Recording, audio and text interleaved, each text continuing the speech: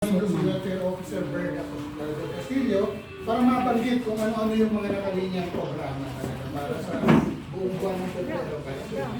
Berna, Magandang hapon.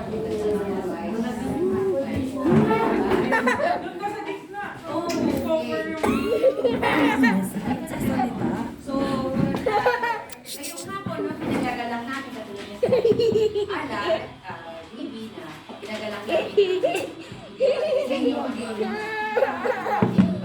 inihaing sanayan para sa araw na buwan ng mga Kausapin mo. Naalala niyo ba nung nakaraang December 19, nagkaroon tayo ng tungkol doon sa International Migrants Day. Pinitali natin yung ating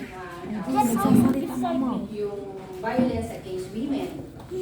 So, at saka children. So, noon, napapanood ko siya ang pangunahing panauhin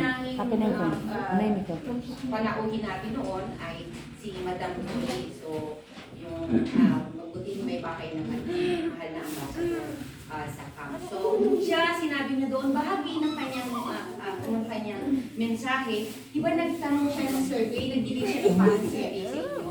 So, ayun, nilagay niyo doon, ano yung mga kasanayan na gusto ninyo hindi namin. Haluin mo rin. No. So, ito na ngayon. So, nabuhin ko dahil so, unang-una, sabi ngayon dito, ano yung ating mga nakalagay, nakalinya ng ating mga training. So, una ang nail care, nail spa, foot and hand massage techniques. Ituturo sa inyo yun.